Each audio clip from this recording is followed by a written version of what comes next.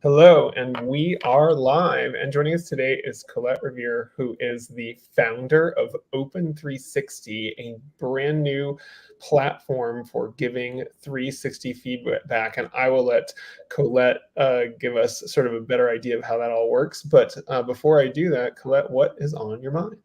Yes. Well, you gave me fair warning, so I've had time to think. So I have a question that's been bouncing around my brain, and I'm honestly curious about what your response would be. And it is, can you be a leader with no one to lead? So the question is really, is leadership or is being a leader something that an individual can possess alone? Or is it always happening in relationship to other people? What do you think? It's a real. My mind is a little bit blown there. Elena, you look like you had an answer. We're all jumping into it because we all have an opinion. So that's a good thing.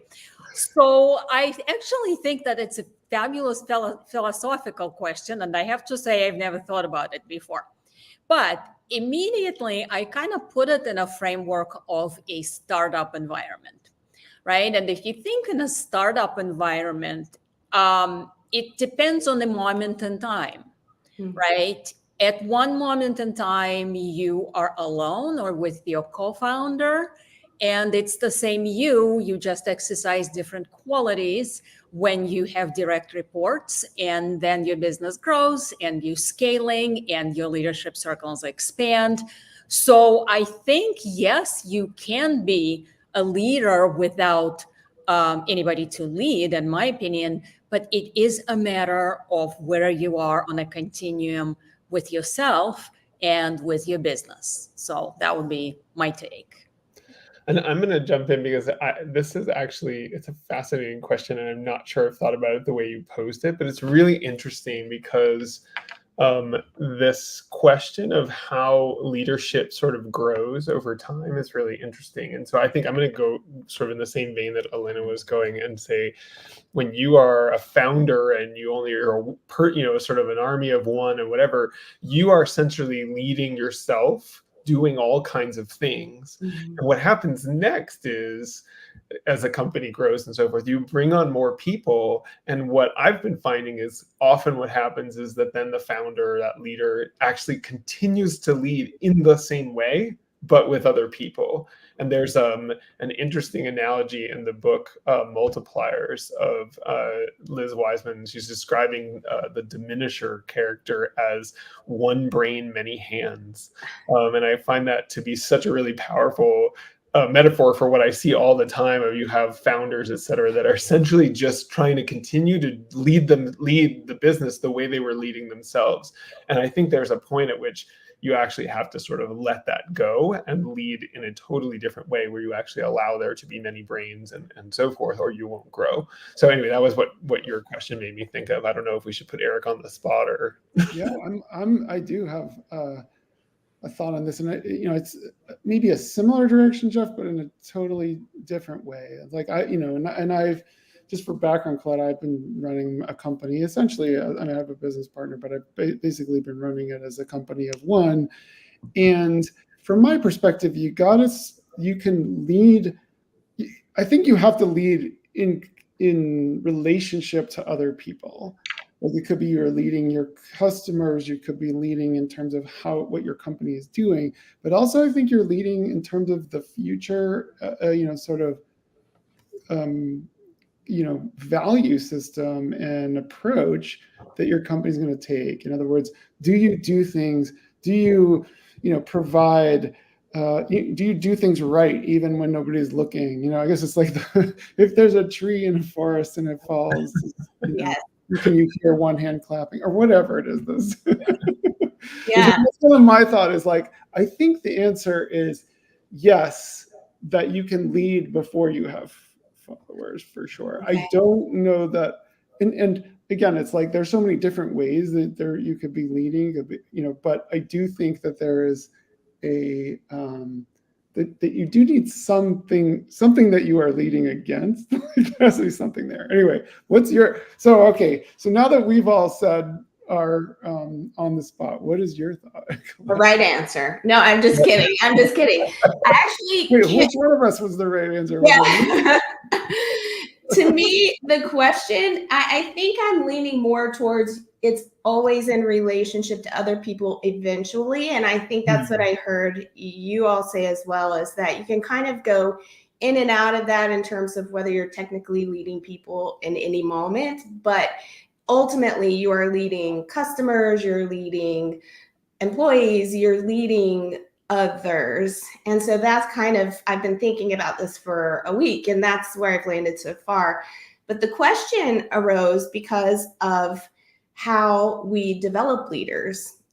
So what we've done at Open360 is really taken a process that is historically painful for most people, if anybody's had a 360, and really created something that is healthy from an emotional perspective, psychological perspective, communication, and relational perspective.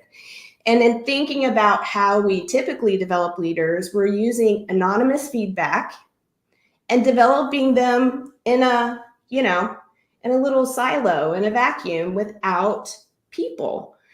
And so with Open360, really what we see is the leaders team as a built-in development committee to weigh in, communicate, give feedback, and help develop that person. That those two things ultimately do go hand in hand. So I'd be curious to see what your thoughts on that too.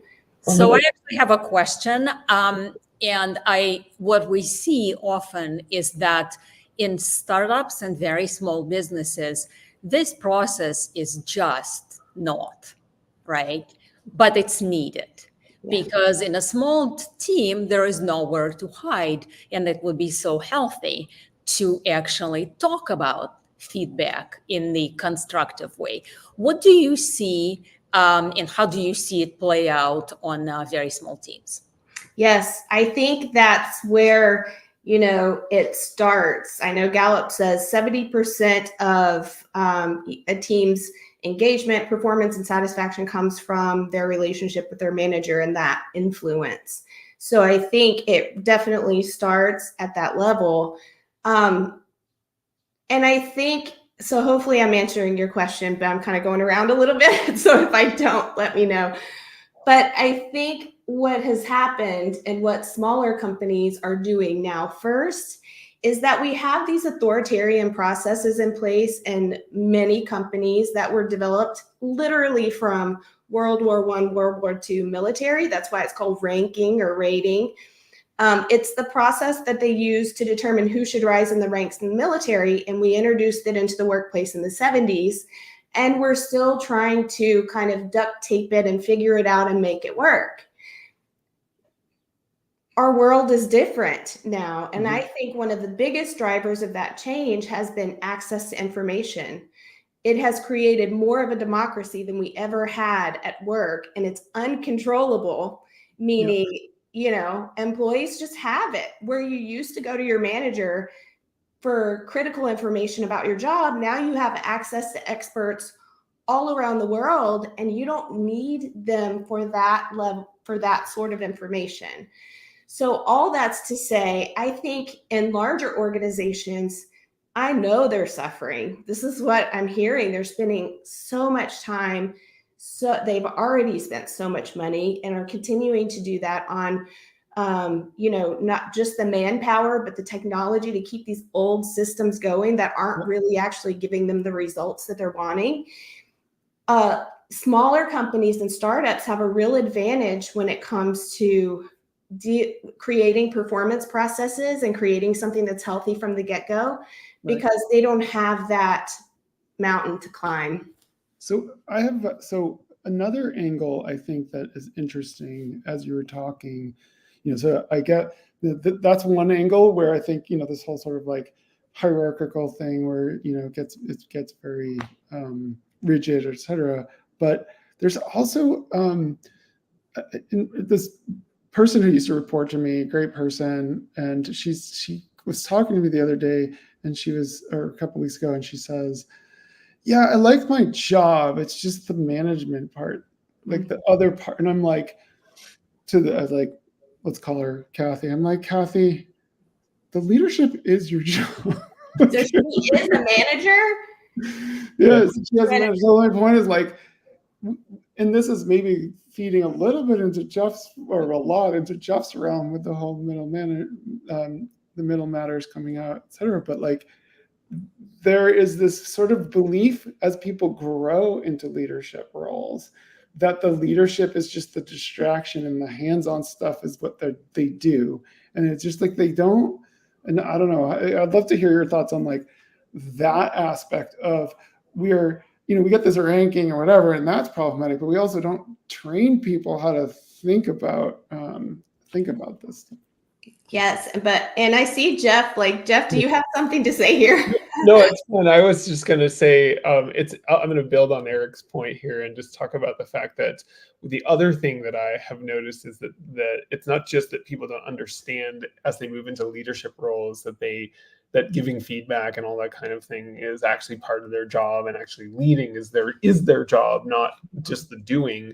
But the other thing that I run into is that people have this perspective that feedback is punitive and corrective, which is actually, I mean, you and I have talked about this before, but basically this idea that we know from all types of research, or even just something as simple as how you train animals or whatever it is everybody, include animals, humans included, all respond better to positive reinforcement than they do to critical, or negative, punitive feedback.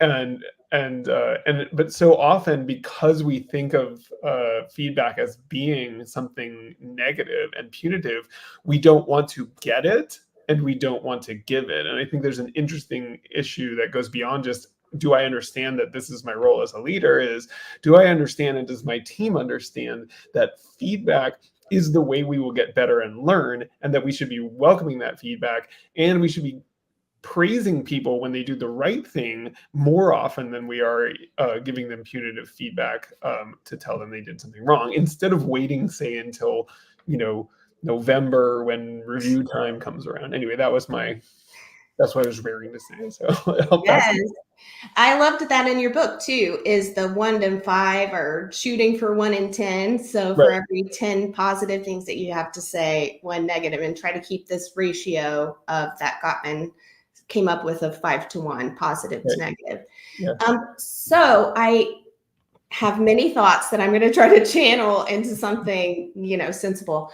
One of them is, the reason that feedback has such a bad reputation, or at least I think one of the reasons it does in the workplace, is because people have lost a sense of what they can control and are responsible for, and what they can't. So when I say that, I mean, people tend to feel victimized by feedback in the workplace because they feel like they don't have a choice. And part of what we're doing with Open360, again, I used to be a therapist. This is very much grounded and based in psychology and what healthy communication looks like, is helping people understand what they have control over and what they don't. So even if, let's say, your supervisor asks you for feedback and you feel really forced to have this conversation, there is value in acknowledging that you have choice there, whether it's to have the conversation and take whatever consequences that brings, or to refuse the conversation and take whatever consequences that brings. But just acknowledging the choice instead of feeling victimized by it. I'm not claiming there are good choices, but there are almost always choices. And having that agency can really help people feel less victimized around it. And the second thing is, it's a process. You have to learn how to do this well. And if you haven't learned how to do it well, and you haven't practiced, and you don't feel, as adults, it stinks, because we start to feel like we should know everything already. So not knowing how to do something, especially if you're a leader who doesn't feel like they know how to really communicate well with their team, who's going to raise their hand for that and say, I'm sorry, I don't feel comfortable communicating or giving feedback to my team? It's assumed you know how to do that and that you're going to be good at that already. So in order to make people good at that, we have to, as organizations, get rid of the assumption that they already are and allow it to be okay to practice and learn and fail and get better. I have a question on that, Collette. Where does trust come in this equation, right? And I'm talking about the two-dimensional, right? Both the trust of the manager and the trust from the manager. Yes, trust is huge. I think Gartner's latest research shows that 53% of employees trust their organizations and 63% of organizations trust their employees. So there's still a lot of work to be done. There are large gaps there. Trust is essential. And when we're talking about organization versus employee, the organization has to blink first. Really, they have the power to do that. And so part of trust is giving employees agency over their own conversations, giving them the tools to do it well, but giving them the control that they need to do their jobs well. There was something else in there that you said, but I may have lost it. I had a thought in there somewhere.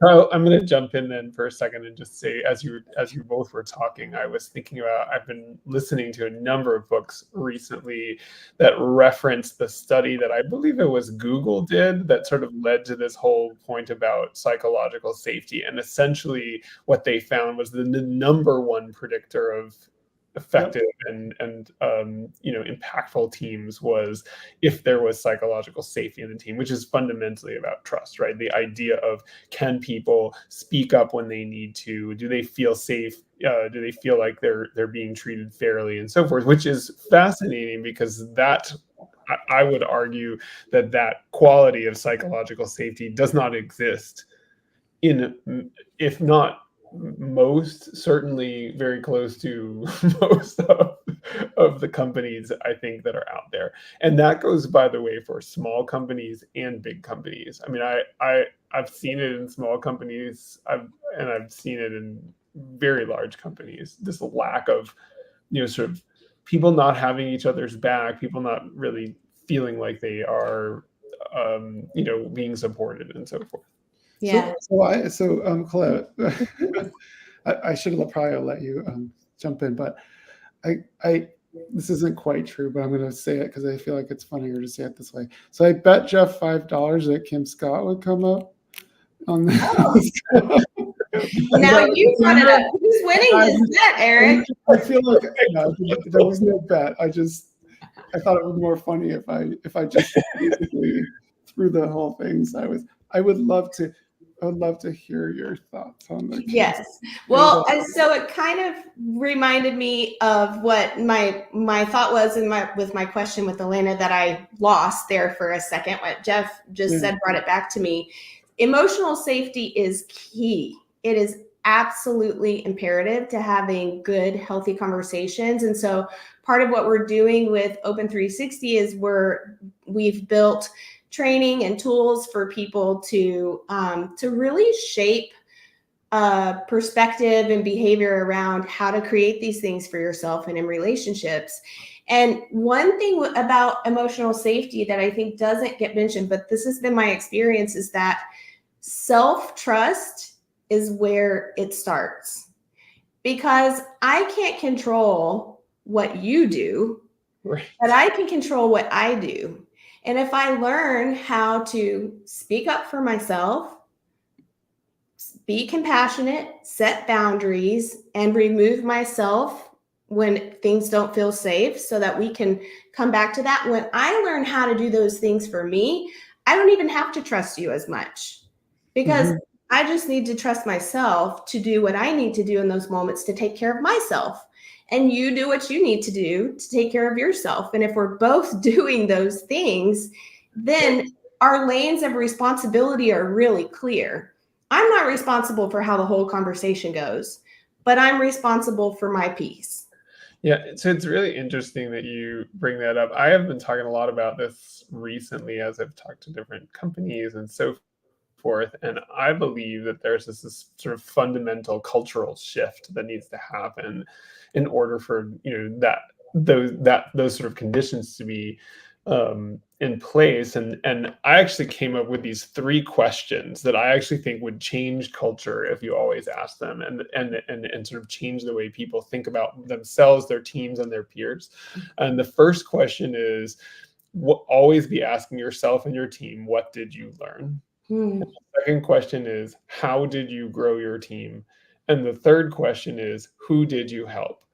Because in the end of the day, if you are basically saying, I am in this to learn, I am in this to grow my team, and I am in this to collaborate with others, I believe you would start to get a better, more sort of healthy atmosphere. Anyway, I bring that up because I do believe that that's, sort of what's necessary when you're getting and giving feedback, is people know you're doing it because you're either asking for feedback because you want to grow, and you're giving people feedback because you want them to grow. Yeah. And I love that because it's focused on I. It really does start with I, even though it's then branches outward. Yeah, I think, and it's fascinating too, because I keep having conversations with people where, like, I'll have conversations, but Collette, because and I know Eric, you've read the book or whatever, but I talk about this like doer, leader, influencer triad of roles. And what it's interesting is I often find when I ask people who are having problems with their boss, I said, do you have a doer problem or a leader problem? And they almost always say, I have a leader problem, because they're looking and going, there's something wrong with my boss. They're not doing it the right way. And I always say to them, no, your leader may have a leader problem, but you have a doer problem, right? You have a problem with how are you going to deal with your boss? And that's your job as a doer, as somebody who does things for someone else. Elena, did you have something you want to jump in with?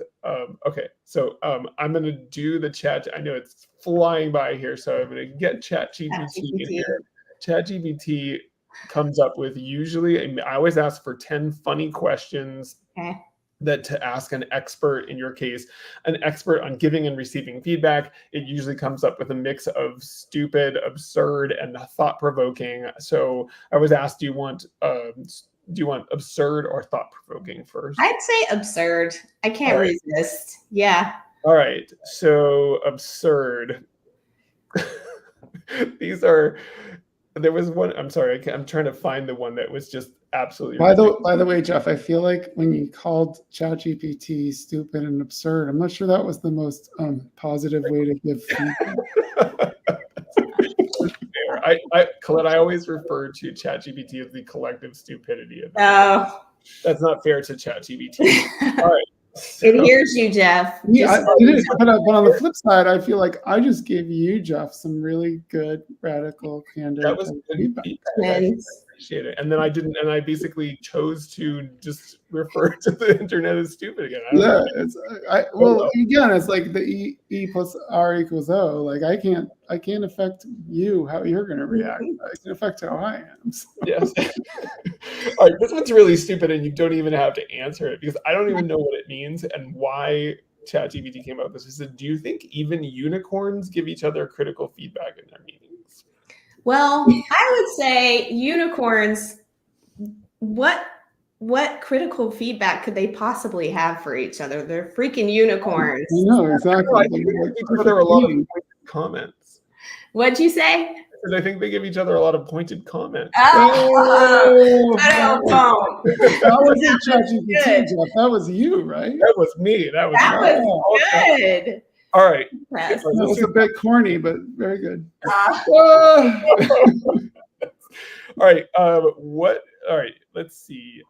This one's actually a little bit funny / thought-provoking. Is there a way to sell somebody that their feedback is terrible without crushing their soul? No, there isn't. But so what we recommend always is future-focused feedback. So you can say the exact same thing to someone in essence by saying what you think would be most helpful in the future, as opposed to saying what they did wrong in the past. Because once what somebody has done wrong in the past cannot be fixed, can't be adjusted, and is pretty demoralizing if that's all we're going to discuss. But if I tell you what you can do differently to make it better in the future, that's a hopeful statement. And that helps lower defensiveness, make it less scary to give feedback to somebody, and can convey the same information.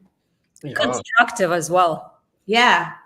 Yeah, I love that. I had never thought about that, but so that, yes, I'm going to be using that.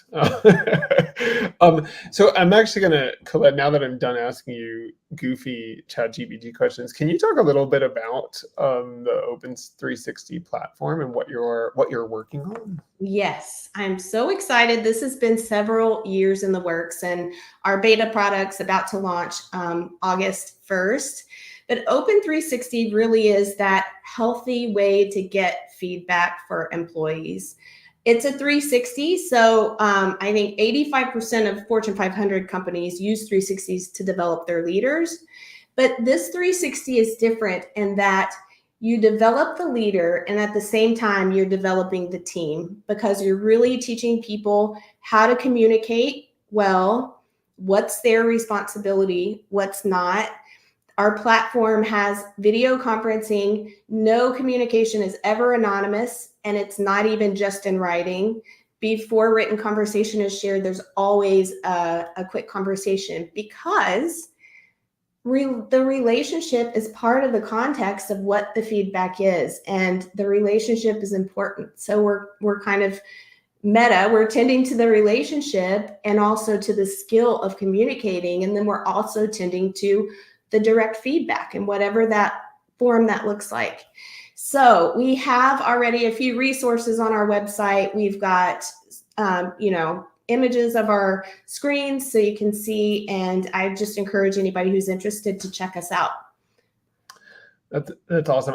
I think it's such an interesting, Collette, you and I obviously have been talking about this for a while now, but I just think it's such a fascinating idea, this idea of how do you give people control over their own feedback. It goes back to that whole point of what did you, that sort of that question of what did you learn? Like, how do you basically focus on feedback as a way of learning? And if you can get into that learning mindset of I am trying to get better, it totally changes the way you are getting feedback. I also think the other thing that's really interesting about your platform is asking people for feedback is a very different thing than just people offering up, you did it wrong or whatever it is. It's like, I'm actually asking you, what am I doing well? What do I need to work on? So, Jeff, what was really interesting, I just saw this, I think this morning, was a little video clip, and I agree. I probably watch way too much on like TikTok videos or whatever, but it was a parent saying the best thing you can do to improve your relationship with your kid is to ask them, what can I do better as a parent? And I was like, yeah, I know this with respect to like reports, but yeah, that's so right with respect to parenting too. And I'm glad that we're talking about it now, because now I'm going to make sure I try to do that later today with my kids. And I bet I'll get an earful, but.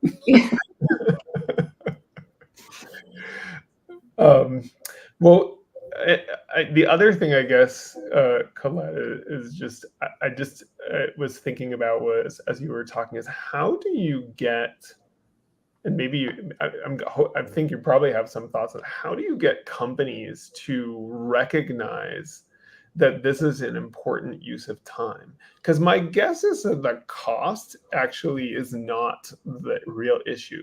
The issue is that people think giving feedback is a waste of time. Yeah. And so how are you approaching that? I would even say it goes beyond time to control. And in order to embrace this system where people are responsible for their own communication and getting feedback, there's a certain idea of relinquishing control.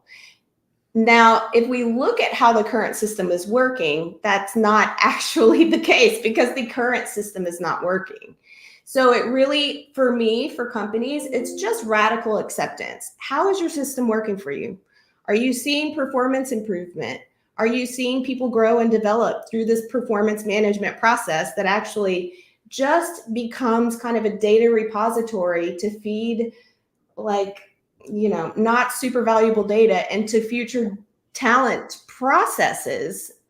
So it's really that radical acceptance piece of, from what I hear, I've heard from many folks in HR who are just frustrated with the current system and it's not really working. And it would involve some acknowledging that in order to move forward. Absolutely.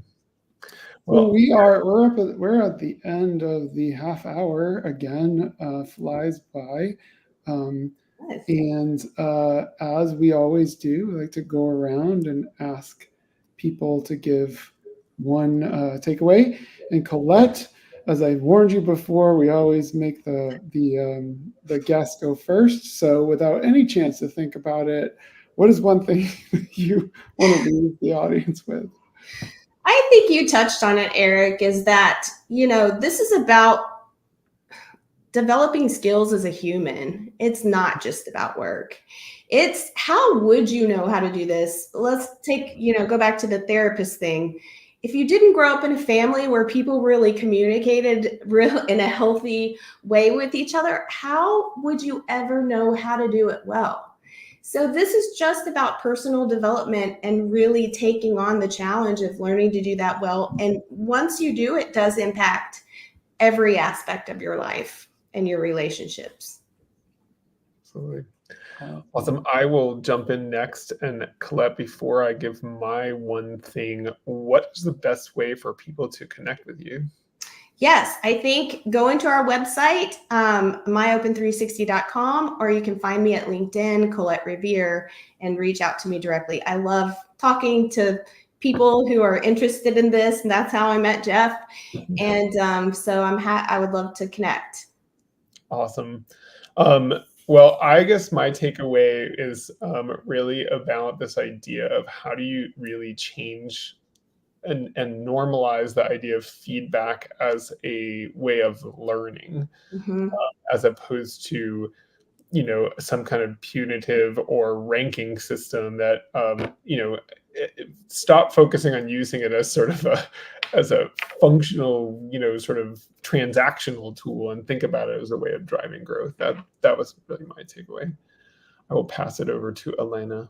So on my end, the fascinating part was that if both sides take the responsibility for their end of the feedback, it makes the process better on all, and it lowers the expectations, so to speak, on what we await from this system, right? Because I did my part, and that made it halfway better.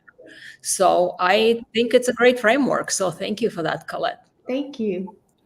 Okay, so my takeaway is that unicorns ask pointed questions. No, just kidding.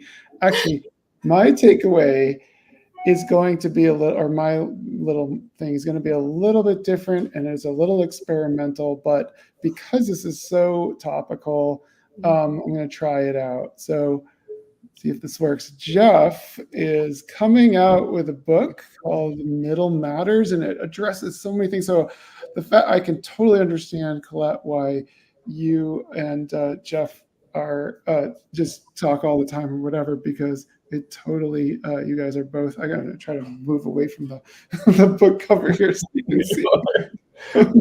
I haven't figured out how to do this yet, so we'll figure it out later. But in any case, this is, so open360.com, the middle matters. I think you will, that if anybody's interested, that'll be super exciting or super helpful. So anyway, Jeff did not know I was going to do that, and I might get some feedback on that. So I will leave us with that. Well, it'll be great next week, Eric, because we have an author coming on next week. Oh, I have to figure out how it can go like in like a box rather than pieces. But anyway, I did that live. So anyway, so thank you so much, Collette. This was thank you. This is great. Fantastic. And we look forward to keeping the conversation going with you, and we look forward to the next episode next week at the same time. Thank you. Thank Thank you. Awesome. Bye. Thank you.